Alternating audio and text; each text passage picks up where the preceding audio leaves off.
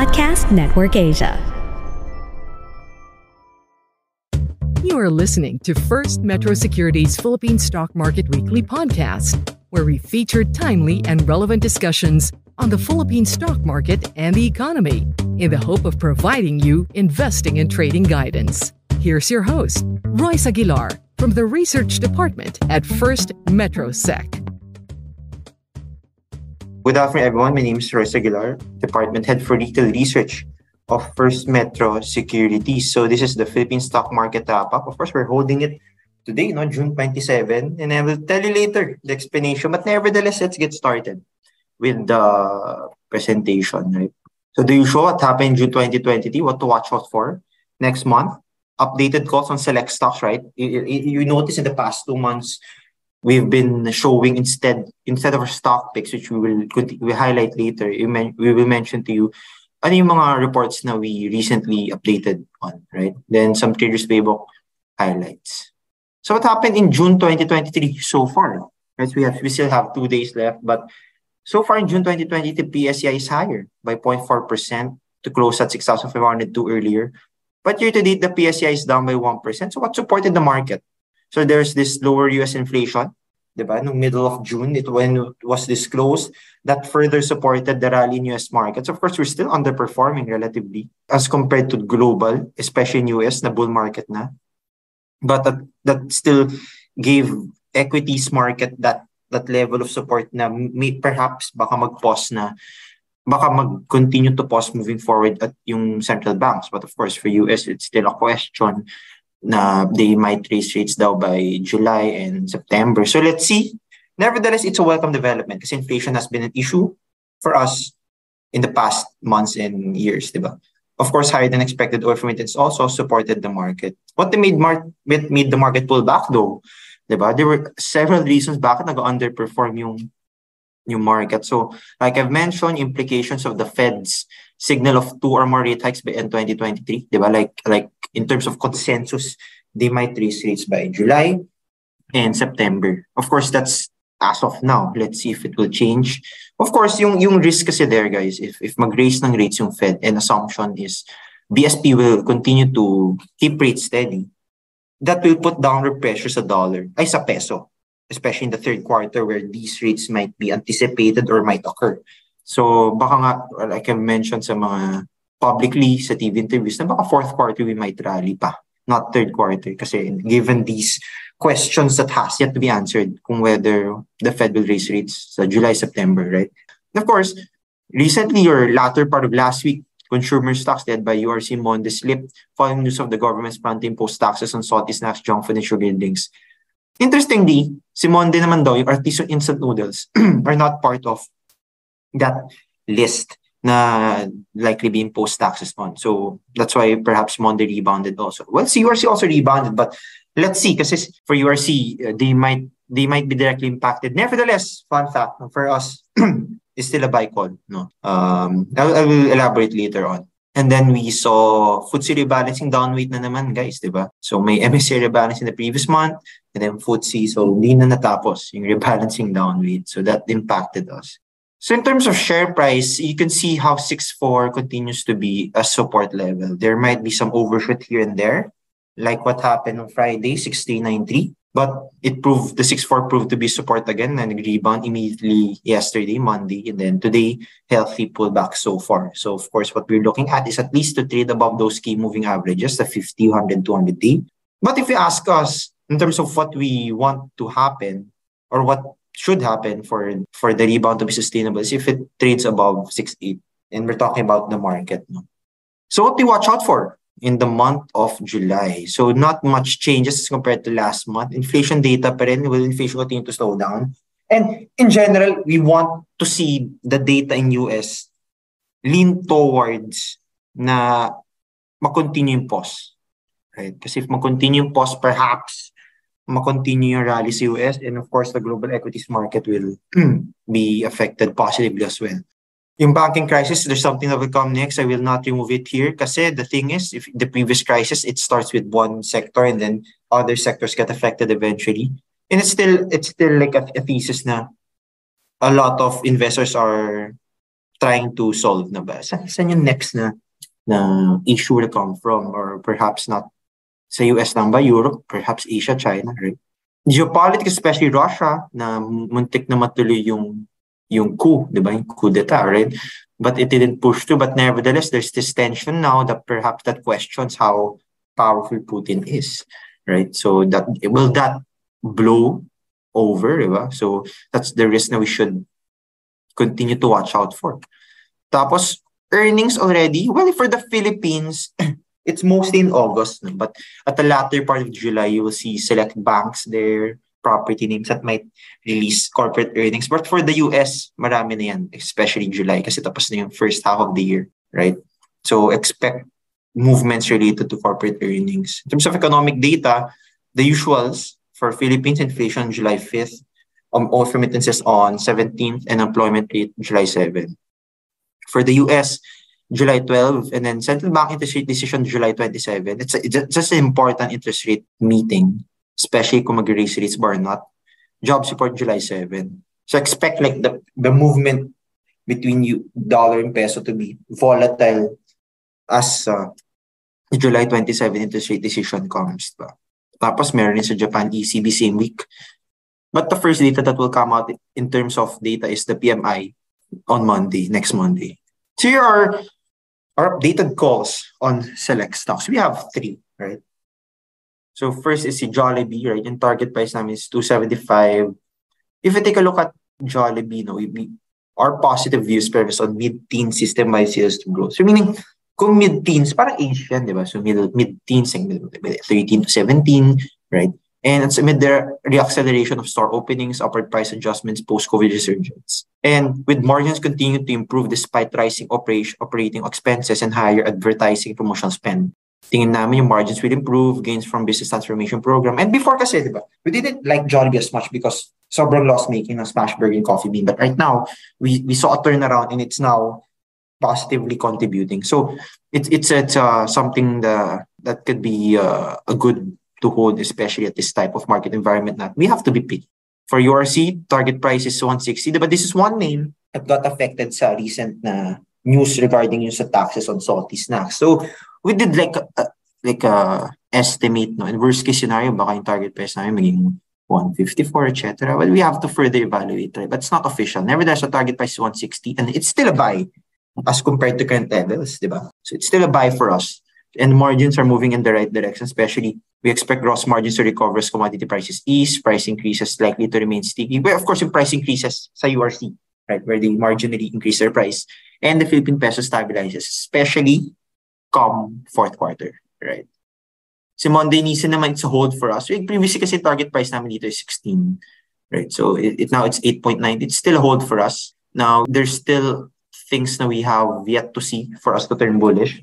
Basta yung point is we further downgraded our earnings estimates by 28% in 2023 and 18% in 2024 to reflect this downsized corn business and the apparent shift in revenue earnings drivers to its Asia-Pacific branded food business operations where competition is high, diba?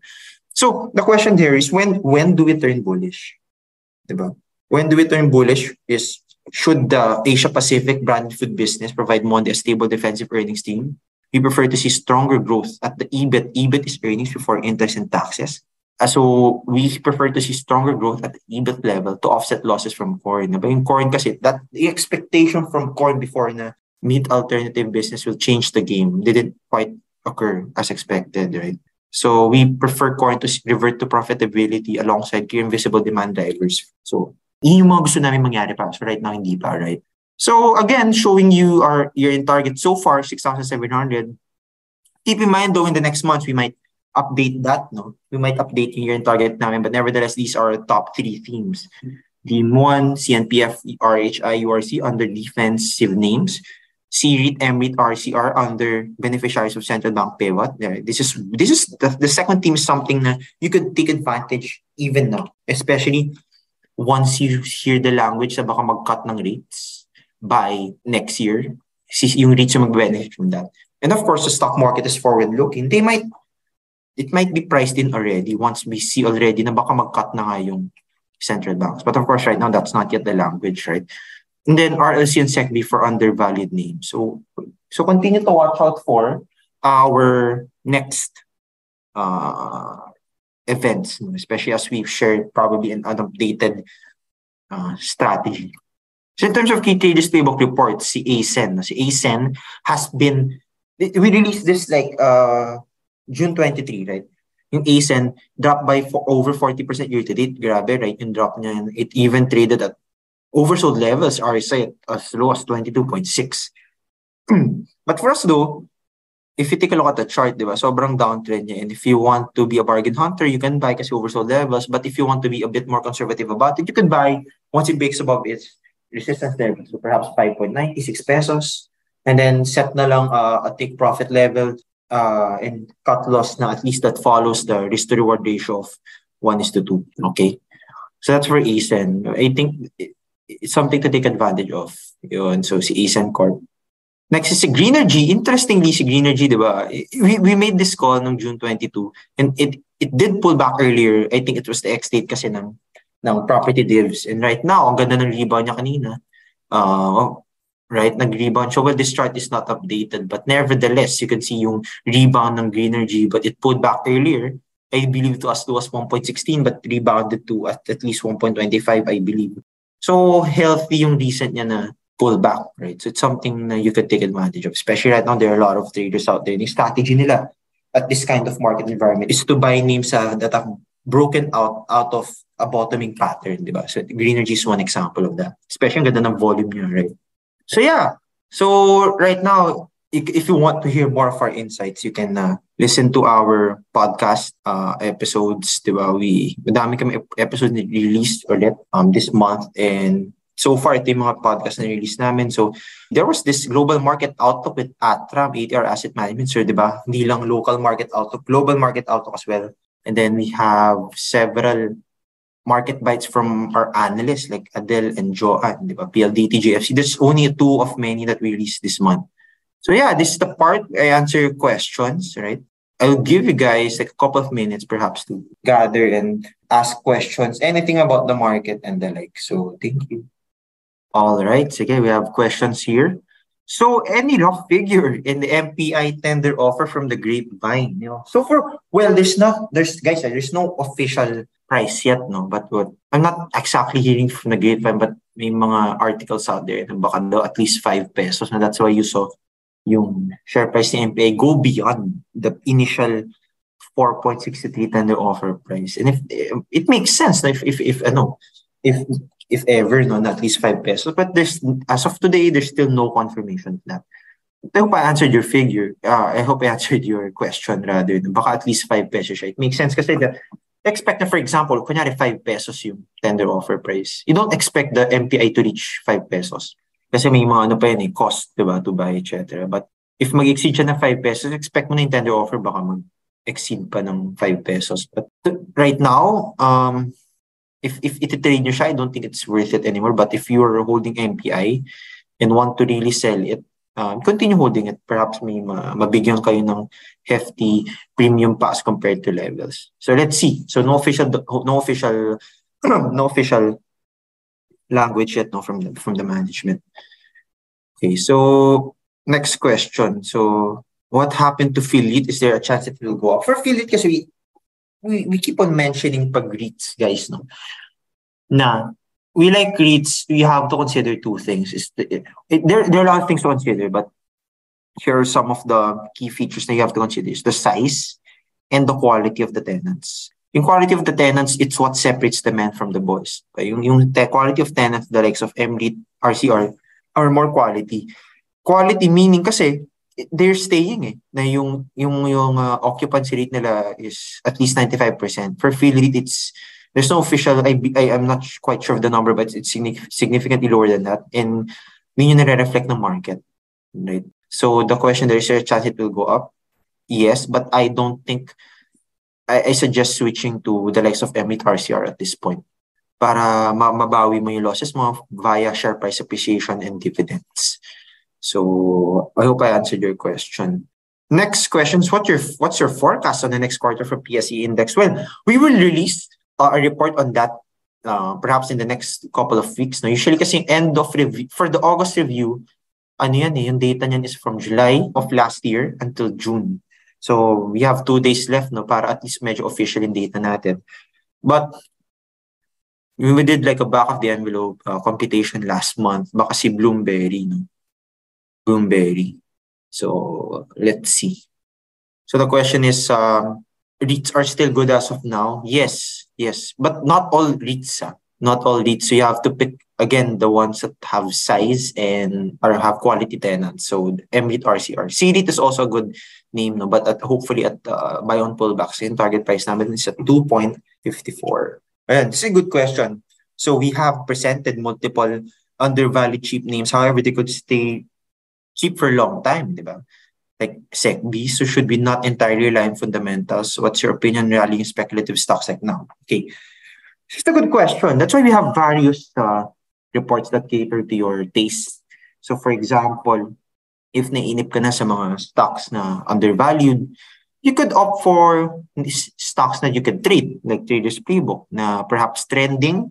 Kasi yung Traders Playbook combines both fundamentals and technical. So, you could make use of that. If solely technicals, meron kaming Scans Technical Events Report. If solely fundamentals, we have company report. So, the question there is, it depends on your, how you want to invest. Kasi for example, sa US, if you solely rely on fundamentals sa US, you can still outperform it. So, it's just that the whole Philippine market is underperforming. So these styles of investing, fundamentals, technicals, or if you combine them together, it works depending on how you prefer it to work, no? How you prefer to screen your stocks. It just so happens na underperforming lang yung Philippine market. As to your next question, what's your opinion on rallying? For now, kasi yeah, I think it rallied 7% today to close up 1.5. Perhaps may news yan sa coming days, ganun naman siya, no? But what I saw earlier is meron siyang foreign buying, so which is quite unique for a stock like now. So usually I entertain stocks na nagrarally pag may volume plus may net foreign buying. So perhaps you can position now, but ano lang trading. I wouldn't recommend it for long term. There are a lot more names there, more established and with value talaga na mas solid yung fundamentals. So yeah. Next question is, why is the Ayala Group share price going down? How low can it go? Well, there are specific transactions lang kasi occurring within the group na iba-iba naman. May mga property dividends occurring kay ACEN, di ba? Kay Globe naman, more related sa what's happening sa underperformance ng telco sector. Right? Sa BPI, I believe nagbigay rin siya ng property dividends ng effective June 16, I believe. Di ba? Si Ayala Land, perhaps yung underperformance of residential sector given the high interest rate. So it's different na iba-ibang reason siya. But for what we mentioned earlier na yung BPI good to hold kasi nga rates continue to remain high and the bank should benefit from that. For ASA naman, something you can trade, diba, at levels na we prefer, like once it breaks above 5.9 or 6 pesos. So different strategy and different reasons why it went down and different strategies and how you can go about it. And of course, you can take a look at our reports for that. Next question is, I don't believe I saw banking stocks among your records. Well, keep in mind that yung mga stock picks namin, yung top recommendations, but doesn't mean wala na kaming iba yung buy calls. We also have other buy calls, no, and the banks include them. It's just that for the banks kasi ang laki na ng inakyat right? So we recommended them last year, laki na ng inakyat. So it's something na you can continue to hold but not the question that our top picks are trying to answer give you is what will make you outperform this year. Kaya may consumer REITs there. Kasi yun yung pwede magbigay sila alpha in terms of returns. So the banks kasi, it rallied na right? So good to hold, but if you want outperformance, you could opt for consumer REITs. So that's the logic there, no? So next question is, do you think the US economy is going to recession with the pause of Fed? It will be the impact of the Philippines. Well, right now it seems like, assuming status quo yung US economy, like walang black swan event, walang unique event that will occur. I think worst case scenario, soft landing talaga. Soft landing meaning either subtle deceleration of growth or technical recession. Technical recession meaning 2 straight quarters of negative growth, diba? Technical recession sa Germany, technical recession. So that's the worst case scenario, assuming the current pace of US. The impact to the Philippines is, well, I think that's already been priced in already. But yung impact na sa Philippines is regarding the rate hike cycle na sana mag-pause na US economy. Kasi if yung US rates, kasi if mag-increase pa yan tapos mag-pause tayo, our currency will underperform. And that will negatively impact yung equities natin. So, yeah. So next question is, with the pronouncement of no further increase in interest rates, do you think prices of REITs have bottomed? So we think, assuming the BSP does not raise rates anymore, we think REITs have already bottomed. It's just a matter of when it will rally again. And the prospects of a cut by next year might push REITs higher. So that's what we're looking at. And in terms of REITs, yung recommendation namin, MREIT, RCR, CREIT. Right now, MREIT, RCR more given the upside. So yun. Next question is regarding ICT. Given for ICT kasi, well, just for reference, it has outperformed in the previous years kasi trade related. So when the US economy or when the global economy was rebounding kasi yung ibang parts of the world, 'di ba, nagre-rebound na after nung kahit tayo naglo-lockdown pa rin. Other parts of the country have reopened already. So CICT already benefited from that. Tapos yung nag-reopen naman further in China, Philippines, benefit pa si ICT. That's why you could see the relative outperformance of ICTSI. But the thing is right now, it's relatively expensive to a point na a lot of previous ICT holders already are taking profits and are looking for better returns elsewhere kasi kumita na siya sa ICT and it's relatively expensive as compared to other names, especially index names. Ang daming undervalued, ang daming trading below book there. So it's something na for ICT, they're cautiously optimistic. That's their forecast for this year in terms of global trade, especially they're seeing slowdown din talaga. So for ICT, I would put it on my watch list, but I wouldn't prioritize buying ICT. So, but definitely a quality name. It's quality name, definitely. It's just that we opt to buy it at better levels. Next is the PSE start of bull run. Not yet. We're still consolidating. So not much. We're not in a bull run yet, but that's what we're hoping for. Basta the start. Hopefully, basta mag-break muna tayo to 6.8 and then if we break above 7,000, now let's talk about the prospects of that. So yeah. What's your opinion regarding the approval of short trading? Do you think we're ready for this? I think we still need more education. Keep in mind na parang the stats that people always use na 1% pala nag-invest sa stock market. We have to bring those numbers up. Tapos you have to educate more about the short trading kasi it could be dangerous daming nalulugi sa. Even the experts nga, 'di ba guys, sa US natatalo dahil they short names na yung pala aakyat bigla na short squeeze sila. So for us, I think we have to go through this gradually, and I think the PSEs, I agree with PSE assuming na mag-start mo na sila with PSEI names para those names mo na with liquidity. Tapos pag lumaki na yung market eventually na tumaas na liquidity natin, then pwede na siya expand to second tier names, mid-cap names, etc. But first things first is education. Yun muna. Next is, any insight on SEB? Well, I think si SEB has pulled back lately because diba yung mga ina-address yung supply issues. Which is true, which is also the cause of yung mga recent delays na flight. Sayang kasi it's supposed to be taking advantage of yung recent travel, yung parang revenge travel boom diba? So, right now, not a top priority, but hopefully it could rebound further. Sayang habang yung oil prices is not so high. So yung issues naman right now is supply, which is a global thing, global issue siya. Next question is regarding Mega Worlds. Can you discuss Meg regarding the pronouncement of Kevin Tan that he wants Meg to be part of PSI? Well, it's definitely good to be part of PSI because you have access to more funds having that stock. Kasi may times na yung fund manager tracks the PSI, and if Meg is part of PSA, more funds will have to have PSE, Mega World. But I don't think na it will enter this August rebalancing. So I actually have a last question. Last question is, any update or insight on the West Philippine Sea where PXP will benefit? Well, it has been a news for so long. And we're waiting for progress on that. Yung wait natin dun is payagan na talaga sila mag-explore dun and to progress with their whole process. Kasi doon kikita si PXP moving forward, but it's yung Philippine-China is still at a standstill, so perhaps it could remain a prospect muna and not remain just a possibility for now. So for PXP, I would suggest trading nyo lang, but I wouldn't long-term invest on that now. Tapos you'll sleep on it. Mahirap. Kasi it will, right now, news-driven pa siya based sa the progress between Philippines and China.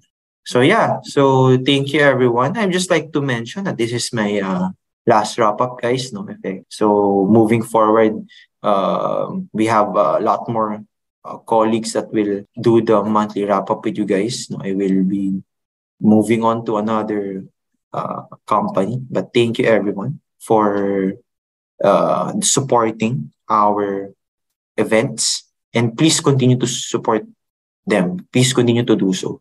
So thank you very much. And this has been Royce Aguilar, Department Head for Retail Research of First Metro Securities. As always, in First Metro Securities, it's hashtag your future first. So thank you everyone and see you around. Thank you. Thanks for listening to First Metro Securities Philippine Stock Market Weekly podcast. Don't forget to follow us to get first dibs on our new episodes. For more up-to-date market news and info, exclusive content, and the opportunity to connect with your fellow Filipino investors and traders, join facebook.com/groups/FirstMetroSec and be part of the First MetroSec family.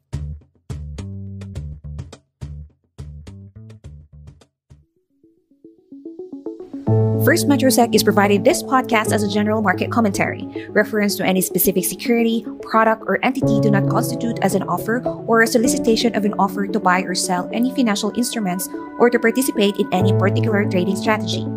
The statements, comments, views, or opinions expressed by the hosts are subject to change without notice, and First MetroSec is under no obligation to update, amend, change, or correct any of the statements, comments, views, or opinions expressed. The statements, comments, views, and opinions expressed by the guests are their own and do not necessarily reflect the view of First MetroSec. First MetroSec disclaims any liability arising from reliance on or reference to any information obtained in this podcast.